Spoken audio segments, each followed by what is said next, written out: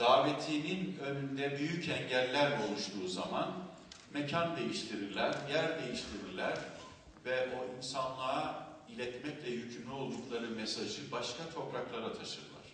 Urfa'dan hicret edince duası Rabbi hebli mine salihin, Rabbim bana salih bir evlat ver. O bir evlatla kıyamet sabahına kadar muvahhidlere rehberlik yapacak, muvahhidlere öncülük yapacak ümmetleri oluşturmaya başlıyor bir tek evlatla. Bütün peygamberler, ondan sonraki bütün peygamberler Hazreti İbrahim'in o duası oluyor. Hazreti İsa'ya kadar Beni İsrail'den, Ali İmran'dan gelen bütün peygamberler Hazreti İbrahim Aleyhisselam'ın duasının bir kısmını oluşturuyor. Onun için şimdi başlı başına bir ümmet idi ayetinin izahını buralarda aramak gerekiyor. Bütün peygamberler onun duası oldu. Sonra aynı şekilde sevgili Peygamberimiz Aleyhisselam'ın Hazreti İsmail'in soyundan da yüzyıllar sonra Hazreti Peygamber verilecektir.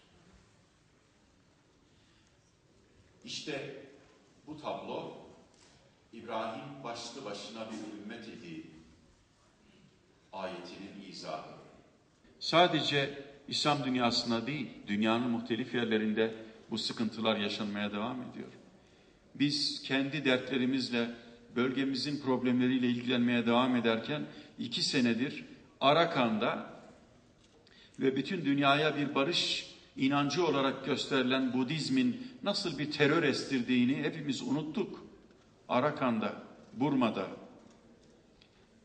Müslümanlara kendi vatanlarının nasıl bir hapishaneye dönüştürüldüğünü adeta unuttuk. Bir ara gündemimize geldi ve sonra tekrar unutmaya başladık. Avrupa Parlamentosu'nun aldığı bu kararın son derece yanlış bir karar olduğunu,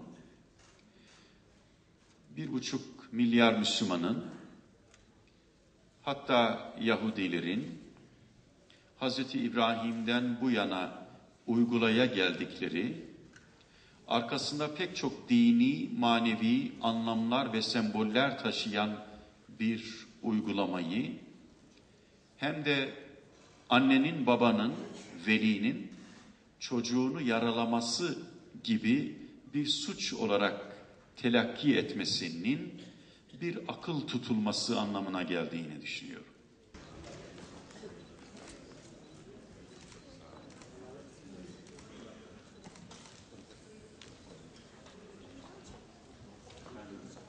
Fakültede daha bir görevli olduğum günlerden itibaren ben Sayın Valimizi tanırım. Aramızda aynı zamanda bir dostluk ve kardeşlik ilişkisi var. Söyleyeceğim cümle şu, Halilur Rahman'ın şehrine çok yakışan